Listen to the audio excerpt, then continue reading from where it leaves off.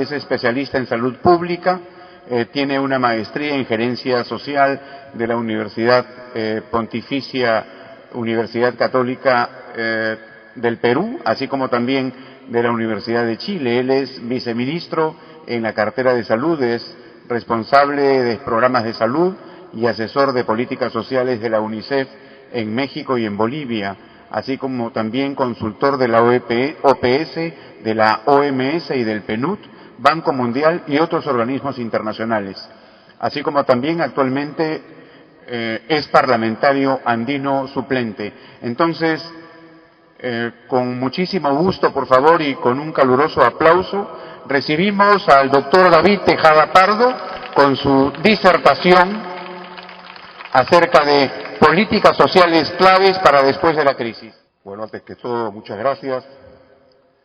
Es para mí un gran honor, un gusto estar aquí en calidad de invitado en estos 40 años de la universidad.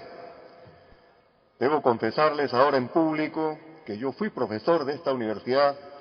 Estamos hablando de hace 37 años, cuando era prácticamente terreno de polvo, de tierra, las aulas preconstruidas, y siendo muchacho tuve el honor, fui profesor muy joven, de ser designado como padrino de la promoción César Benavides, me acuerdo perfectamente, uno que también fue profesor de esta universidad y que murió.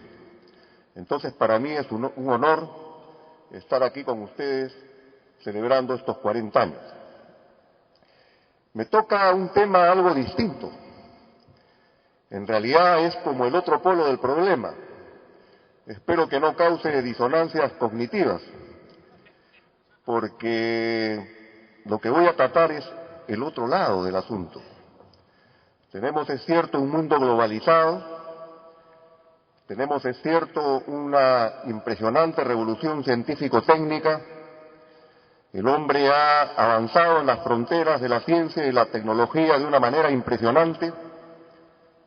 Sin embargo, los problemas sociales no se han resuelto.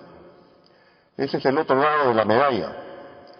Vivimos en la era de la globalización, como quiera que la definamos, como muy bien fue planteado en esta disertación, pero también vivimos en la era de los derechos humanos, en la era de la dignidad de la persona, del reconocimiento de la dignidad de la persona como ser individual y como ser social. Y ese es uno de los problemas que no se logra compatibilizar de manera adecuada. Por un lado, la globalización, la competitividad, la competencia, el desarrollo científico-técnico, y por otro lado, el bienestar, la seguridad de las personas en general. Nos decía el profesor Cárdenas, Miguel Ángel Cárdenas, que según las tendencias de la futurología, ya en el año 2035 prácticamente el grueso de las actividades serán robotizadas. Imagínense ustedes si todavía no todo está robotizado en la actualidad, y sin embargo, a pesar de que no todo está robotizado, sin embargo, por lo menos en el Perú, tenemos casi el 60% de la población que está subempleada o en condición de informalidad. Puede haber discusiones o no, pero resulta que entre el 50 y el 45% de la población se encuentra en una situación de pobreza. No estamos hablando de un 1%. Estamos hablando prácticamente de la mitad de la población que se encuentra en situación de pobreza, y dentro de ella el 20% aproximadamente, 1 de cada 5 peruanos, tiene menos de $1 para sobrevivir cada día. Ese es el otro lado de la medalla. Esa es la otra parte que no se ve. Eso es la otra parte que no está resuelta plenamente. Y cuando hablaba de disonancias cognitivas, hablaba de que a mí me toca hablar justamente del tema de las políticas sociales. Y es justamente el tema de las políticas sociales la que tiene que ver con el problema del bienestar mínimo de las personas. ¿Por qué existen políticas sociales? Y quizás sería bueno empezar por eso. Existen políticas sociales porque la sociedad termina dándose cuenta que por la actividad económica no alcanza a resolver los problemas básicos materiales de todas las personas. Si hubiera un mercado que funcionase perfectamente y garantizase pleno empleo para todos, probablemente no habría necesidad de política social, porque todos tendrían los ingresos suficientes para proveerse de las necesidades mínimas básicas, que son, primero, la alimentación, la vida, la salud, la educación, el vestido, una vivienda más o menos digna, en fin. Si todos tuviéramos los ingresos suficientes para eso, entonces no serían necesarias las políticas sociales. Las políticas sociales surgen precisamente porque la sociedad, en su organización y en su economía, no ha logrado resolver esos problemas y como se tornan justamente en un problema social, tienen que entonces resolver esos problemas. Y los tiene que resolver no solamente por razones de humanidad, por razones de caridad, sino tiene que resolverlos también por razones de supervivencia. Porque, obviamente, la contrastación entre una minoría sumamente opulenta y una mayoría que no tiene ni siquiera lo mínimo para sobrevivir, es algo que no puede sostenerse indefinidamente en el tiempo. Cuando uno constata que la brecha entre los más ricos y los más pobres sigue agrandándose, no solamente entre los países, sino al interior de cada país, entonces uno se da cuenta y se hace la pregunta, ¿son viables nuestras sociedades si no resolvemos el problema social, la cuestión social?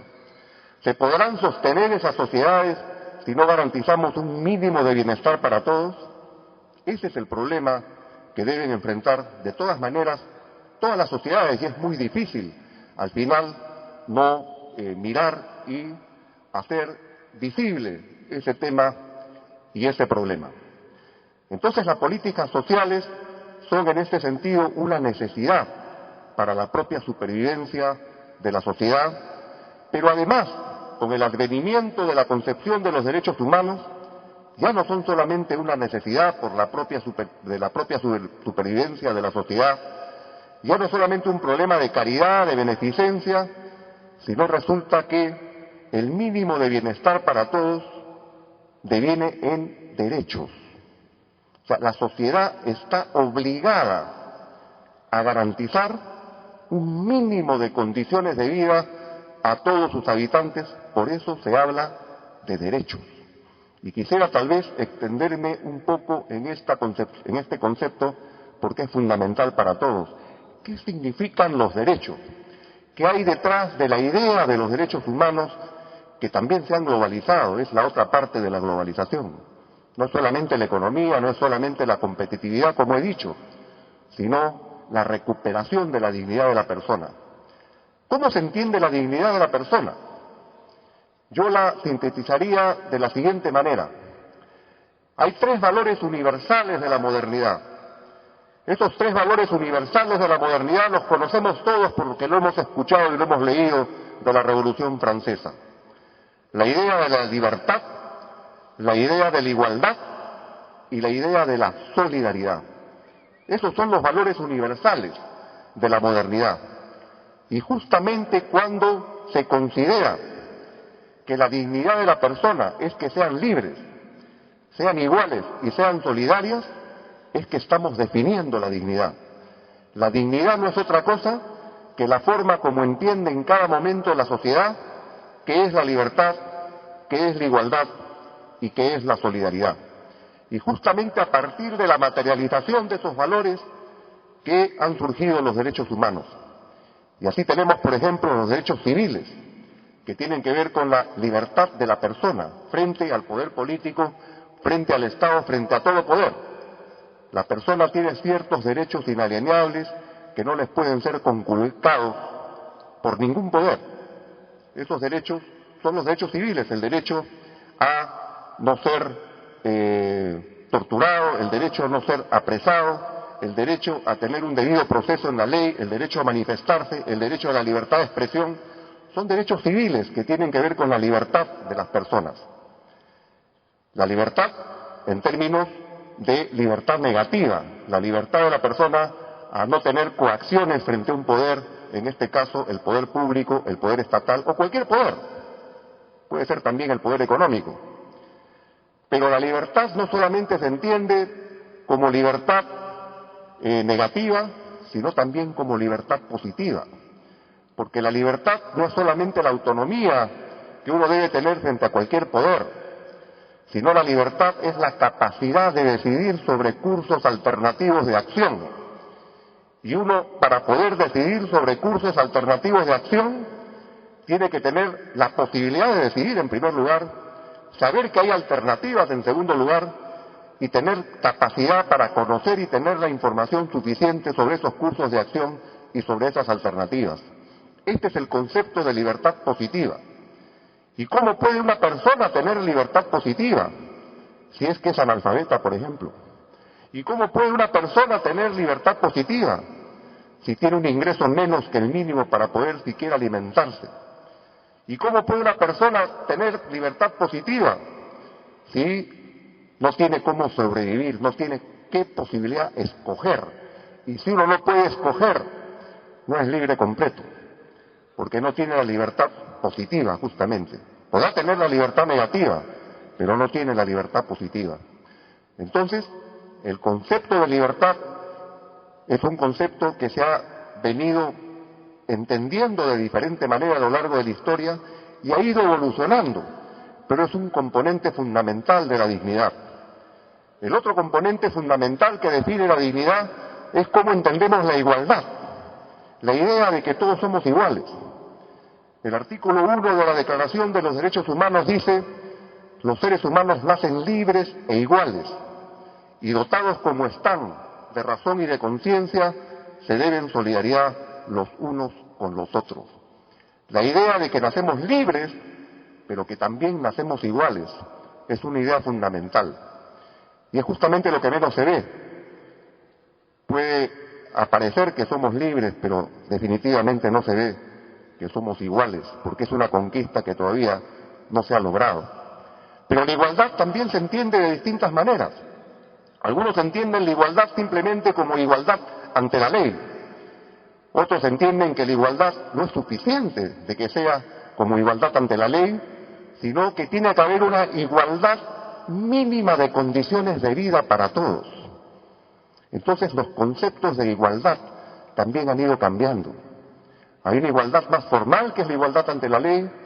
Hay la igualdad para elegir y ser elegidos. Hay la igualdad que debe haber entre las distintas opciones de género que se pueden presentar. Hay la igualdad en el sentido de que uno no debe ser discriminado, no debe ser excluido. Hay igualdad también en el sentido de una igualdad material mínima para todos los seres humanos, y es esa la igualdad que no tenemos. Es esa la igualdad que no existe. Y finalmente, el otro componente de la dignidad es la idea de cómo entendemos la solidaridad entre las personas. Y no es solamente la solidaridad entre las personas, sino la solidaridad entre los grupos sociales, entre los pueblos, la solidaridad entre las naciones, un concepto amplio de solidaridad. ¿Y qué significa solidaridad? Solidaridad significa que nosotros no solamente nos importa uno mismo, sino también nos importan los demás. Eso es un concepto fundamental que no siempre se conlleva con una manera mal entendida de plantear la competencia entre las personas, porque no solamente competimos, también nos ayudamos, también tiene que haber solidaridad, porque no solamente se trata de aplastar al otro para yo triunfar, sino también se trata de ponerme en los zapatos del otro porque tengo solidaridad. Y la solidaridad es también otro de los elementos de la dignidad que no se ha desarrollado suficientemente en general. Probablemente lo que más se ha desarrollado y lo que más conciencia existe es sobre la idea de la libertad, ni siquiera de la libertad positiva, sino de la libertad negativa. Muy poco de la igualdad y casi nada de la solidaridad. Y que esto se ha ido modificando a lo largo del tiempo lo demuestra la historia. Yo solamente les voy a contar un ejemplo fundamental de la misma Revolución Francesa, que es donde nacen las ideas estas se plasman por lo menos en la Declaración Universal de los derechos del hombre y del ciudadano. La primera declaración fue del hombre y del ciudadano, y si repito hombre y ciudadano es porque así fue literalmente. Resulta que en la propia Revolución Francesa, a una mujer revolucionaria, Olimpia de Gauguès, se le ocurrió plantear que esos mismos derechos del hombre y del ciudadano deberían ser para la mujer y la ciudadana. ¿Y saben lo que le pasó a Olimpia de Gauguès? Sus propios compañeros revolucionarios franceses la guillotinaron, porque la libertad, la igualdad y la confraternidad, como se llamaba en esa época, no eran para las mujeres, eran solamente para los varones. Y ustedes dirán, ¿todos los varones? No eran todos los varones, porque en esa época la mujer no tenía derechos, no podía heredar, no podía ser educada, no podía tener propiedades, no tenía los mismos derechos que los varones, aunque a ustedes les parezca mentira. Bueno, ni siquiera ahora tiene los mismos derechos, porque frente a un mismo trabajo, generalmente el hombre gana más que la mujer, todavía son derechos por conquistar. Pero ustedes dirán, los varones, no todos los varones. Por la misma época de la Revolución Francesa, hubo una revolución que conmocionó el mundo y que ha sido ocultada por la historia oficial. Fue el levantamiento de los esclavos negros en Haití. Los esclavos negros en Haití, Haití era una colonia de Francia, se levanta, ¿no?, y proclama también que ellos tienen derechos, los negros esclavos, y que también quieren libertad, quieren igualdad y quieren confraternidad.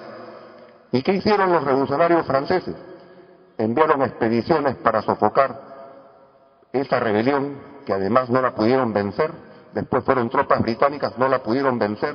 Al final, el primer país en América Latina y el Caribe que logró su independencia fueron los haitianos, que lucharon heroicamente, los esclavos negros, que declararon una república de esclavos. ¿Y qué pasó? Eran negros. O sea, no era un problema de que eran varones, no era un problema de que eran mujeres. Resulta que los varones negros tampoco tenían derechos, y mucho menos los que venían de la esclavitud, semejante atrevimiento. Tenían que ser aplastados y olvidados como lo fueron. Dicho sea de paso, ustedes deben saber por la historia que fueron los revolucionarios haitianos, aquellos que se levantaron pidiendo libertad, igualdad y solidaridad, los que financiaron la expedición de Bolívar a Venezuela y lograron financiar justamente la lucha revolucionaria para la primera independencia de Venezuela. Fueron ellos, pobres, esclavos, luchando contra lo mejor de las tropas francesas, contra lo mejor de las tropas inglesas, los que triunfaron y además financiaron la revolución de nuestra América. Fíjense ustedes, los derechos no eran para todos, eran solamente para los varones blancos. Y por esa misma época se levantó aquí alguien que hizo remecer el Imperio Español, y ustedes saben quién hizo remecer al Imperio Español en 1780 y 1781. José Gabriel Condorcanqui. Túpac Amaru se levantó también por esa fecha. Pero él no era blanco, él era de los pueblos originarios, era indio, no era ni siquiera criollo, que ya los criollos tenían menos derechos por ser hijos de españoles, porque solamente los españoles tenían todos los derechos. Y como era indio, no podía tampoco plantear las mismas banderas de libertad, de igualdad y de solidaridad. Entonces, eso ha venido cambiando a lo largo del tiempo. Y felizmente se ha ido ampliando esa búsqueda por un concepto mucho más amplio de libertad, esa búsqueda por un concepto mucho más amplio de igualdad, esa búsqueda por un concepto mucho más amplio de solidaridad, es justamente lo que motiva también la existencia de las políticas sociales. De modo que no me he desviado mucho del tema, simplemente he buscado otra entrada distinta, motivado por la intervención de Miguel Ángel Cárdenas.